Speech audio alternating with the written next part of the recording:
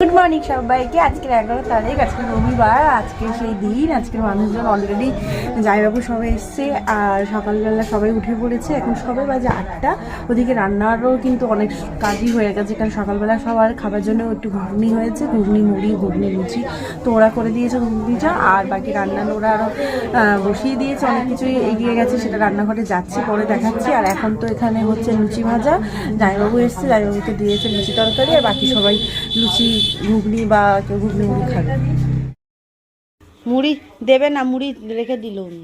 মুড়ি দিতে হবে মধ্যে। আমি বলতে পারবো না, এমনি বলছি না না, সেটা ঘুগনিগুলো কি হবে সেটাই।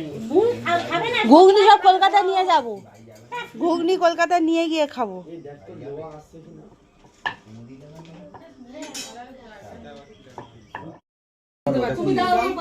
এসেই স্পেশাল ট্রিটমেন্ট, এসেই স্পেশাল ট্রিটমেন্ট। ওই তো লুচি আর ঘুগনি, গরম গরম লুচি, গরম গরম ঘুগনি। চিংড়ি বৌদি ধরেছে, জ্যান্ত আছে নাকি? সকালবেলা তুমি কোথা থেকে ধরেছো? দুটো চিংড়ি। বানাচ্ছি একটু দুধ চা, আমার হাতে চা একটু বাবা জামাইবাবু খেতে ভালোবাসে, চা বানাচ্ছি। চাটা বানিয়ে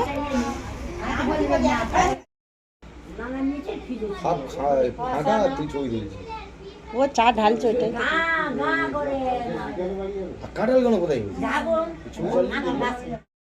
তোমাদেরকে সেই দেখিয়েছিলাম না, ছোটদা একটা কাঠবিড়ালি নিয়ে গেছিলো, তো সেই তোমাদেরকে দেখানোর একটুখানি পরেই ছোটদা কিসের জন্য একটুখানি দরজাটা খুলেছিল খাঁচার, আর তখনই কাঠবিড়ালিটা মার দৌড় দিয়ে সঙ্গে সঙ্গে গাছে উঠে গেছিলো।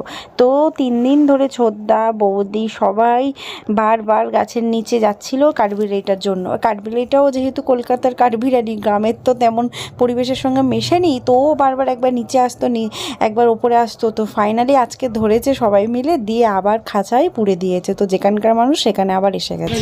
ঐশীকে স্নান টান করিয়ে একদম ফ্রেশ করে ড্রেস ট্রেস পরিয়ে দিয়েছি, পুরো একদম সাদা পরি লাগছে। আর মানুষজনও আসতে শুরু করেছে, আর আমরাও। যে আমি আজকে সুন্দর একটা মাসলিন পরেছি আর রেডি হয়েছি। এসে এখানে একটু ফটো তুলছিলাম, বাইকে দিয়ে একটু ফটো তোলাচ্ছিলাম। আর দিদি শ্বশুর শাশুড়ি ও শ্বশুরবাড়ির যে লোকজন এসছে, আর বাড়ির লোকজনও আসবে। এটা বল বিগ বস। বিগ বস পেছনে, বিগ বস তারপরে পেছনে কে প্রজা মন্ত্রী। না আমি ভিডিও করছি, তুমি দিচ্ছ লোকন্ডি। না রে বাবা, ওসব করিস নি, মাথা খারাপ। রান্না তো 12টার মধ্যেই শেষ হয়ে গেছে, আর দেখো মানুষজন এসে বসতেও শুরু করেছে। আর এখানে সব বড় তরকারিগুলো যেখানে ঢেলে রেখেছে, ওখান থেকে ছোট ছোটোতে তুলে রেখেছে। আর আমি এখানে একটু দেখতে আসলাম, আর ভাবলাম তোমাদেরকে একটু দেখাই কি কি রান্না হয়েছে।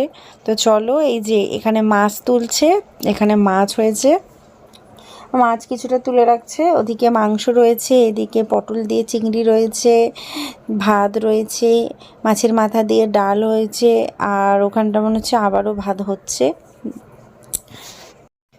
এই যে এখানে ডাল, এখানে পায়েসটা কিন্তু দেশের দিকে পায়েসটা কিন্তু খুব টেস্ট হয়, কারণ ওরা তো গুঁড়ো দুধে পাউডারটাকেই গুলে দুধ পায়েসটা করে, আর চালটাও গোবিন্দভোগ দেয় না, ওটা অন্য ধরনের চাল দেয়, তো ভীষণ টেস্ট হয় পায়েসটা। তো গ্রামে আসলে কিন্তু এই পায়েসটা কিন্তু একদম অন্যরকমই খেতে হয়।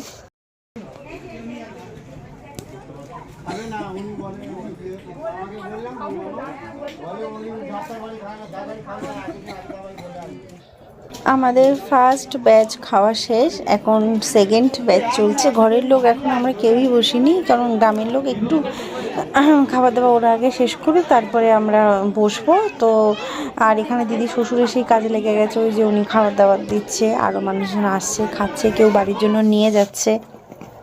তো এইটাই হচ্ছে ফাইনাল এবং শেষ ব্যাচ। গ্রামের লোকরা মানে খাওয়া শেষ হলে এবার আমাদের পরিবারের লোক যারা আছে খেতে বসবে, যারা রান্নাবান্না করছিল তারাও খাবে। তো একসাথে সবাই মিলে বসবো সবাই।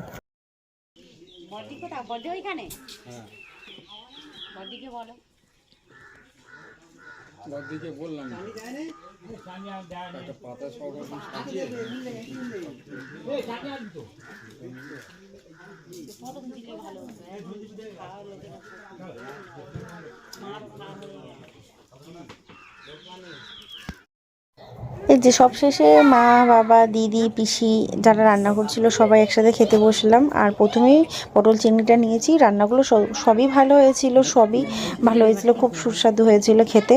পটল চিংড়িটা বেশি ভালো হয়েছিল, এই জন্য 2-3 বার করে নিয়েছিলাম। আর ভাই দেখো না, পটল চিংড়ি এইসব মাছ কিছুই খায় না, তাই ও চিকেনের জন্য বসে রয়েছে। আর সব শেষে এই যে পায়েসটা আর গ্রাম মিষ্টিগুলো দেখছো, এই গ্রামের এটাকে বলা হয় বটফল, ছোট ছোট হয়, হ্যাঁ, কিন্তু খেতে ওই লাল লাল পান্তুয়ার মতো, কিন্তু খুব টেস্ট, ছোট ছোট পান্তুয়া দেখতেও খুব কিউট লাগে। আর এখানে মিষ্টি আবার কিলো ধরে বিক্রি হয়, পিস হিসাবে না। এখানে 1 কিলো নেবে, 500 নেবে, 2 কিলো এরমভাবে মিষ্টি। তো আমাদের এখানে 8 কিলো মিষ্টি এসেছিলো, তো সেই মিষ্টিটাই দেওয়া হয়েছে। তো 2টো করে মিষ্টি, কেউ সাদা ছিল, লাল ছিল, আমার লালটা পছন্দ তাই লাল নিয়েছি, ভাই ওদিকে সাদা নিয়েছে। অনেকক্ষণ রেস্ট নিয়েছি, এখন 8টা বাজতে যায়। অনেকটা কাজ হয়েছে, যা বাসন ছিল সবাই মিলে বাসন ধোয়া হয়েছে, কারণ গ্রামের দিকে তো ওগুলো নিজেদেরকেই ধুয়ে ফেরত দিতে হয়। বাসন ধোয়া হয়েছে, জল আনা হয়েছে, তারপরে সবাই এখন ওই যে মাংসের তরকারি দিয়ে মুড়ি খাচ্ছে। আর এদিকে হচ্ছে চা, বৌদিরা চা করছে, চা আসলে চা খাবো। এই দেখো কি পেয়েছি, সোনার খাজানা। পিসি আজকে আলমারি খুলেছে, আর পিসির আলমারি থেকে সবাই অবাক। এই ফটোগুলো জানো তো মায়ের কাছে ছিল, পিসি কখন জানি এই ফটোগুলো নিয়ে চলে এসছে। আর তখন এই ফটোগুলো সবাই দেখাদেখি করছে। দেখো আমার মায়ের পাশে আমি দাঁড়িয়েছি, কি অদ্ভুত লাগছে না এই ফটোটা? আমার খুব ভালো লেগেছে। আমি বলি আমি নিয়ে চলে যাব, ফটোটা আমার কাছে নেই, নিয়ে চলে যাব। আর এর ওপরে ফটোটা দেখো দাঁড়িয়েছে একটা মেয়ে, 2টো চুল বাঁধা, ওইটা হচ্ছে আমার ভাইয়ের অন্নপ্রাশনে। তো এইসব ফটোগুলো আমরা দেখাদেখি করছিলাম, আর সব হাসাহাসি করছিলাম, স্মৃতিগুলো মনে করছিলাম। দেখো ঠাকুমা, মা, সবাই আমরা বসে এই ফটোগুলো দেখছি। আর এখানে দেখো তোমার দাদা, আমি, ভাই তখন কত ছোট, বাবা তখন একটু অসুস্থ ছিল। এই ফটোটা হচ্ছে রেজিস্ট্রি করতে গিয়ে আমাদের মন্দিরে সিঁদুর পরিয়েছিল, যদিও বাবা সোশ্যাল ম্যারেজ হয়েছিল সেটা পরে, আরও 6-7 মাস পর। আর এইটা দেখো একজন একটা কাকার বিয়েতে দিদি আমি দাঁড়িয়ে রয়েছি, এই ফটোটা। আর ওই দাদার সঙ্গে যেটা মন্দিরে আমার সিঁদুর পরিয়েছে এই ফটোটা, আর ওই সঙ্গে মার সঙ্গে দাঁড়িয়েছি, ফটোটা বলেছি নিয়ে চলে যাবো। এখানে ওই মেজো পিসি আলমারিটা গুছাচ্ছিল, আর এখানে মা তো অনেক কিছু জিনিস রেখে দেয়। আর তার মধ্যে আমি পেয়েছি এই মায়ের একটা শাড়ি। হ্যাঁ, মা এই শাড়িটা ছোটোবেলায় মায়ের আলমারিতে থাকতো, কোনোদিন পরতাম না, দেখতাম তখন এতটা ইন্টারেস্ট লাগতো না, ভাবতাম কেমন শাড়ি, কিন্তু এখন আমার কেমন যেন শাড়িটা খুব ভালো লেগেছে। মা বলেছে এটা নিয়ে যা। মা এটা কোনোদিনও পরেনি, মা এটার কালারটা একটু ডিপ কালার ছিল, মা বলতো খালি আমাকে ভালো লাগবে না, এই জন্য মা কোনোদিন পরেনি। কিন্তু শাড়িটা দেখো, কেউ দেখে বলবে এইটা 30 বছর 35 বছর আগেকার শাড়ি। আমার ভীষণ ভালো লেগেছে, এটা পরে কোনোদিন তোমাদের সঙ্গে ফটো শেয়ার করবো। তো আজকের ব্লগটা এখানেই শেষ করলাম, পরের ব্লগ পরের ভিডিওতে দেখো। Bye bye.